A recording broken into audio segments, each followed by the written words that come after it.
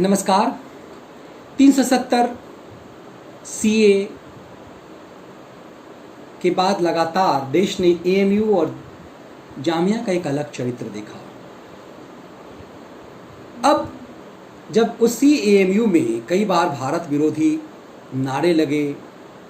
हिंदुत्व की कब्र खुदेगी एएमयू की धरती पर,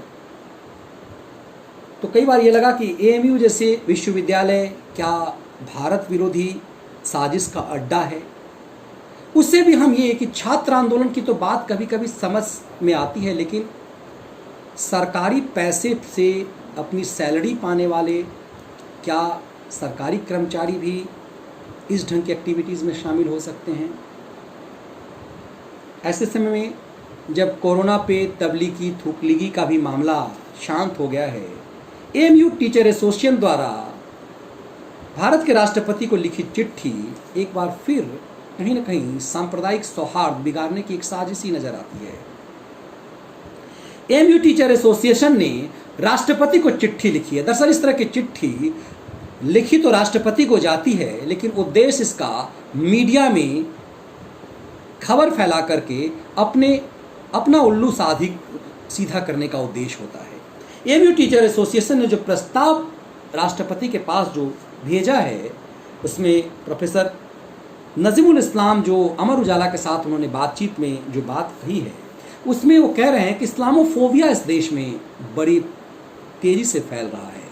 और हमारी पुलिस इस्लामोफोबिया वालों पर सख्ती करने के बजाय कार्रवाई कर रही है एक खास समुदाय को। खास समुदाय से उनका उद्देश्य मुस्लिमों से है और वो कह रहे हैं कि सख्ती कोरोना के नाम पर उनके ऊपर सख्ती की जा रही है। कमाल की बात ये है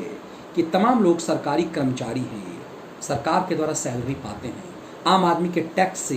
उन्हें हिस्सेदारी मिलती है। एएमयू कई बार अपनी सोच से यह साबित करता है कि इसका उद्देश्य क्या है इस विश्वविद्यालय का। और लगातार ऐसे प्रकरण में जब पूरा देश इस आपदा में है, जब पूरी दुनिया में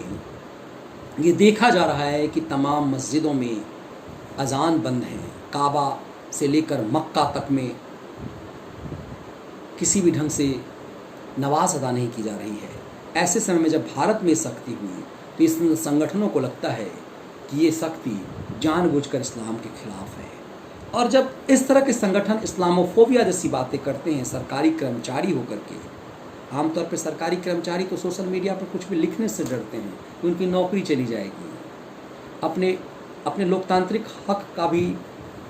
का इजहार भी नहीं कर पाते हो, डरे रहते हैं। लेकिन ऐसा क्या है कि एएमयू के सरकारी कर्मचारी को कभी कोई डर नहीं लगता। रिटायर होने के बाद तो कई बार ये खबरें देखने को मिलती है कि एक गिरोह है जो अक्सर राष्ट्रपति को कभी चिट्ठी लिखता है, कभी मुख्यमंत्रियों को लिखता है और उसके बाद एक खास विचारधारा के वेबसाइटों में, अखबारों में के माध्यम से वो ये संदेश देता कि पूर्व नौकरशाहों ने सरकार के खिलाफ, भारत के खिलाफ ये बयानबाजी की। पूर्व नौकरशाह दरअसल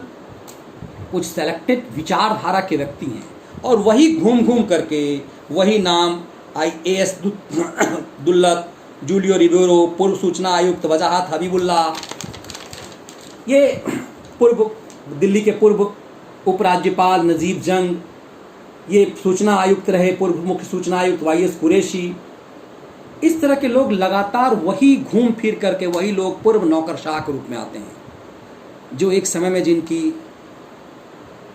रॉबर्ट सरकार के दौरान जिनकी तूती चलती थी, जो चाहते थे वो करते थे। ये घूम फिर करके वही एक विचारधारा के लोग हैं जो राष्ट्रपति को चिट्ठी लिखते हैं और उसे मीडिया में, दरअसल उनका उद्देश्य मीडिया में उस चिट्ठी को जारी करके सरकार और देश के खिलाफ अपने विद्रोह को दर्शाना होता है। उन्हें नौकरशाह कहा जाता है। अब फिर वही बोल एएमयू के टीचर एसोसिएशन के द्वारा, ये अपने आप में कई संदेश हैं कि जिस देश में सरकारी कर्मचारी नौकरी करने वाला संगठन इस तरह के किसी बयान से बचता है, उसमें ऐसे किसी सरकारी संगठन के द्वारा इस तरह की बातें करना कि कोरोना जो है एक खास समुदाय को टारगेट किया जा रहा है, ये कोई राजनेता करे तो समझ में आती है बात। आम आदमी के टैक्स से चलने वाले किसी विश्वविद्यालय का शिक्षक समुदाय यदि ऐसे प्रस्ताव को राष्ट्रपति के पास भेज करके मीडिया में उसे जारी करके ये इस्लामोफोबिया दिखा रहा है या सचमुच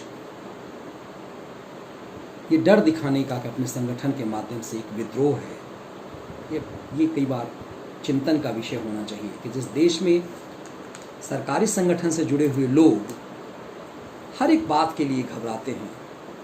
सोच समझकर पांव रखते हैं, वैसे में देश के सांप्रदायिक सौहार्द के खिलाफ इस तरह की बयानबाजी कि जब चीज़ें ठीक हो रही हो, कोई ये कभी नहीं कहता ये संगठन के ये तबलीगी थूकलीगी क्यों बने, लेकिन जब इनसे कहा जाता है कि आप संगठन में रह करके नमाज नहीं पढ़ेंगे, आप अजान के लिए माइक का इस्तेमाल नहीं करेंगे,